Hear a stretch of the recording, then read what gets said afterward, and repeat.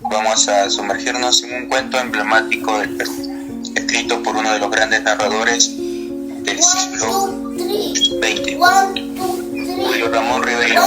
El cuento se titula Gallinazo sin plumas, y más que una simple historia corta, es un retrato social cargado de denuncia, simbolismo y realismo del narrador. En este podcast vamos a tener la dinámica de una conversación con dos de nuestros compañeros del equipo.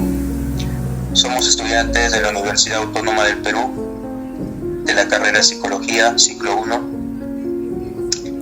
y es muy de mi parte saludarlos a los oyentes de este podcast, que va dirigido a profesores, alumnos y todo público oyente que le interese saber nuestra opinión crítica, nuestra conversación que vamos a tener sobre la lectura de Gallinazo sin plumas, que es una de las lecturas muy relevantes y que impactó mucho en muchos jóvenes para que puedan reflexionar, puedan tomarlo en cuenta de alguna cierta forma y involucrar mucho con el tema social, con lo que está pasando en el país actualmente y con muchos niños que sufren hoy en día mucho maltrato infantil, viven en miseria, son explotados por un adulto mayor de cualquier tipo, pariente, abuelos, tíos, primos, papá, mamá, entre muchos familiares que puedan estar ahí en su entorno del hogar. A continuación voy a dar un breve resumen del cuento para que puedan tener un poco de contexto sobre lo que vamos a conversar en este podcast. Gallinazo sin plumas nos cuenta la historia de Enrique y Efraín, dos niños huérfanos que viven con su abuelo Dos Santos. Cada madrugada estos niños caminaban por los basurales de la ciudad recogiendo desperdicios para alimentar a Pascual. Tenían un cerdo que era del abuelo, pero esta no es una historia tierna de una infancia ni una comedia urbana. Es una historia sobre el abuso, la pobreza extrema, la explotación infantil y la violencia cotidiana que muchas veces pasa desapercibida en el país. Voy a dar pase para iniciar esta conversación a la compañera Sayudi Naomi Jerónimo, estudiante también de la carrera de Psicología. Buenas tardes con todos ustedes. Bueno, mi comentario crítico es que el cuento es una poderosa crítica social que retrata con dureza la pobreza, también el abandono y la violencia que sufren los niños en contextos marginales. Pues lo que yo podría decir de la historia es que Enrique y Efraín, los dos hermanos, fueron obligados a recolectar basura para alimentar al chancho de su abuelo. El autor denuncia la deshumanización de la infancia cuando ésta se ve sometida a la explotación y al maltrato.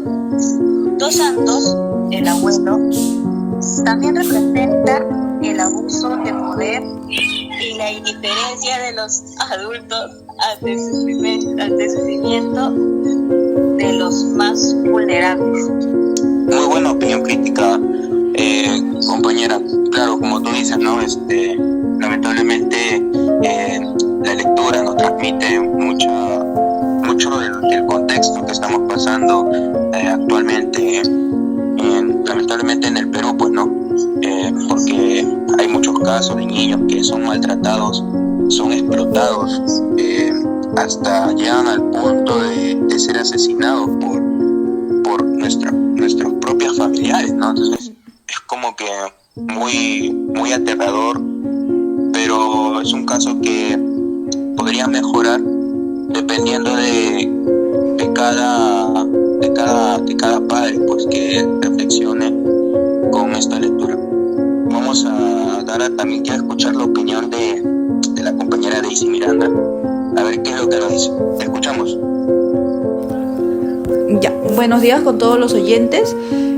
La verdad que cuando yo leí esta obra, que son Los gallinazos sin plumas, me quedé con una sensación de mucha rabia y de mucha tristeza. ¿Por qué? Porque sentí que no estaba leyendo una obra que solo es escrita y ya, sino sentí que estaba viviendo la realidad que todavía está pasando en la actualidad. Bueno, me dolió pues no imaginar que hay muchos casos en que los niños pasan así, en que los niños son maltratados, son mandados a la basura, y más que todo por sus propios familiares, ¿no? Que supuestamente ellos deberían cuidarlos más en su bienestar mental y salud, todo, ¿no? Lo que más me impactó, que es como Ribeiro muestra esta violencia tan silenciosa, que es tan normalizada como si fuera algo de la rutina, pues. Y Dos Santos no solo es un personaje cruel, sino también nos representa a muchos adultos que justifican un maltrato infantil cuando hay pobreza. O sea, es como que diciendo que no tenemos plata, entonces ve a trabajar, y no es una opción, o bueno, no hay otra opción para ellos, ¿no? Y si los niños escapan, pero uno se queda pensando a dónde van a estar bien. El cuento no te da respuesta tampoco, pero sí te deja con una pregunta bien fuerte, el cual sería: ¿cuántos niños viven así hoy en la actualidad, en pleno 2025? Invisibles, solos, sobreviviendo como si no tuvieran una familia que les proteja. Y bueno, para mí este cuento no es solo literario, pues, ¿no? Es una llamada de atención para todos nosotros. Nos hace ver cómo muchas veces, las veces que no queremos ver. Y por eso creo que sigue siendo tan importante hablar de esa obra tan maravillosa que escribió Ribeiro, la verdad. Ya. Claro, y justamente nosotros que somos estudiantes de psicología, pues, ¿no? En el ámbito psicológico, cómo esto impacta también en la psicología de los niños, ya tratando de ver un poco, dejando un poco la ficción, porque también es, como ustedes dijeron, ¿no? También pasa en la vida real, y lamentablemente esto impacta mucho en el entorno emocional, hasta se puede generar distintas trastornos psicológicos en el niño, y con eso crecen y llegan al punto de caer en drogas, en alcohol, en vicios. Claro. Y por eso es una dura realidad, pues, ¿no? Claro, es lo que estamos pasando en la actualidad. Y todavía no hay una solución, claro, para esos niños que son maltratados. Claro, justamente algo que también quiero recalcar que me impactó es que Lima, ¿no? En el lado ficción, ¿no? Lima aparece como un espacio hostil, pues, ¿no? Que no hay refugio, no hay ternura, las calles, los desechos, la indiferencia de los adultos, ¿no? Todo contribuye a esta sensación de asfixia en una ciudad, pues, que traga a los débiles, ¿no? No, eso es lo que parte que me impactó. También, si nosotros salimos a la calle y toda esa cosa, vemos a un montón de niños que están vendiendo dulces, siendo maltratados, y es algo que se ha vuelto muy común ver en estos tiempos, ¿no? Ver a niños vender maltratados, y muy difícil hacer justicia hacia ellos. Claro, algo también que se ve mucho es que los padres tienen hijos, ¿no? Tienen hijos con bajos recursos, o sea, no tienen una sostenibilidad económica bien para que, pues, traigan hijos, digamos, no al mundo, y lamentablemente esos hijos, pues, vienen a sufrir, pues, ¿no? Porque los padres no le dan los recursos necesarios que el niño necesita por ser un infante, ¿no? Para que pueda vivir su infancia.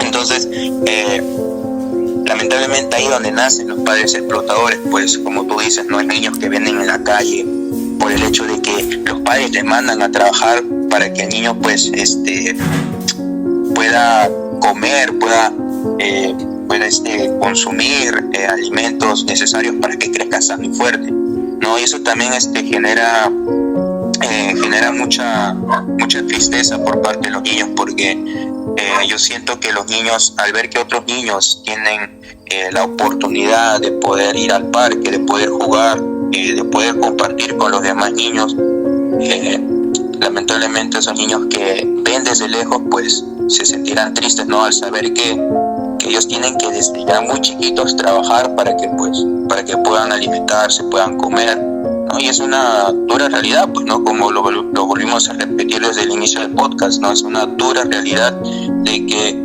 muchos niños son muy explotados. Sí, envidiando a algunos niños que sí se les da todo el amor, la facilidad de tener un plato en la mesa, pues, ¿no?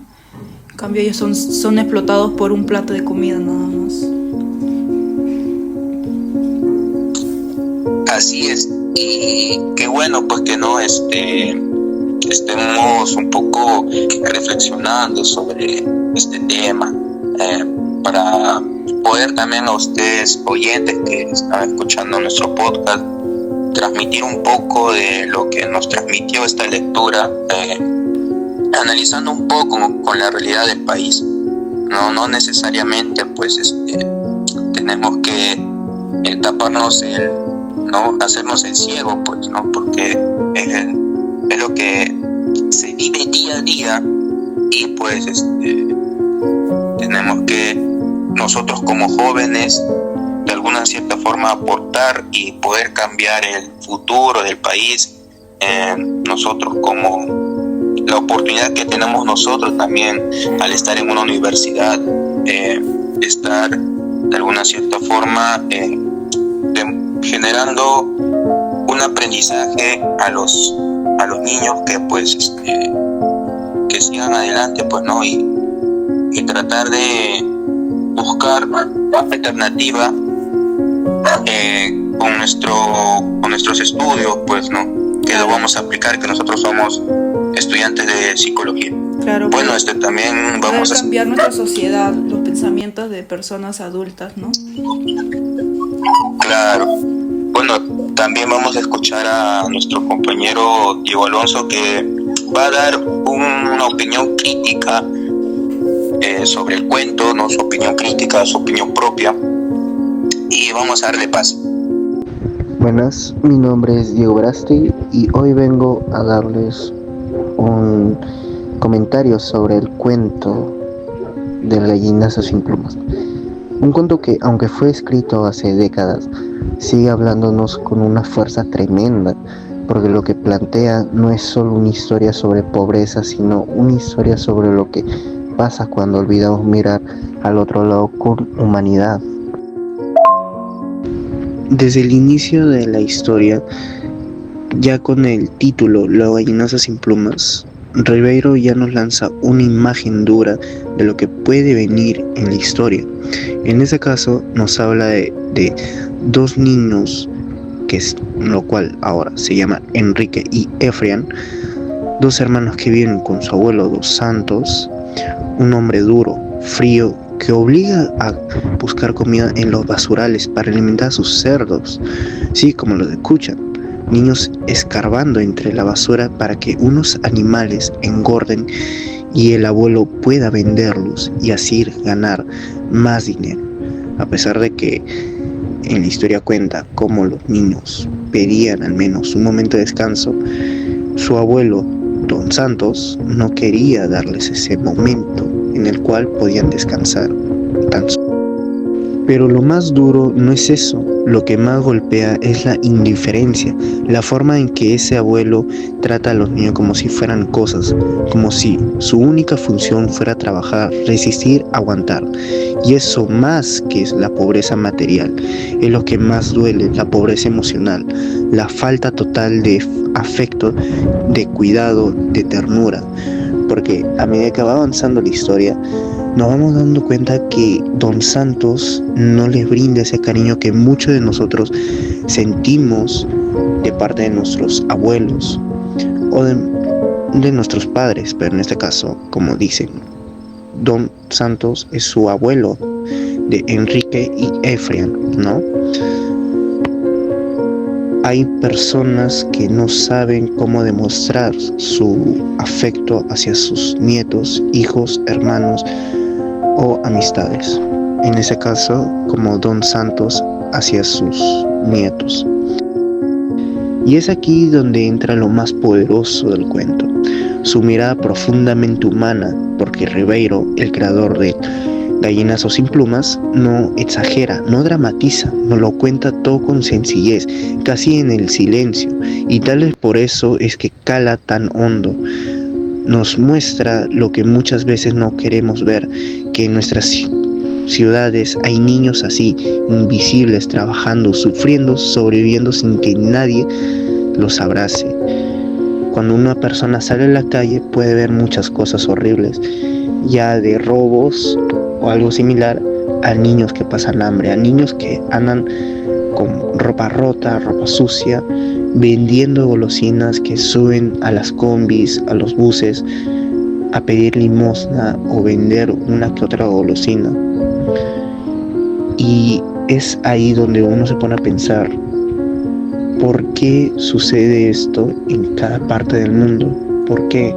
¿Qué es lo que buscan las personas? Algunos lo harán por necesidad propia, ¿no? Por ya necesidad de dinero para uno mismo, pero otros no.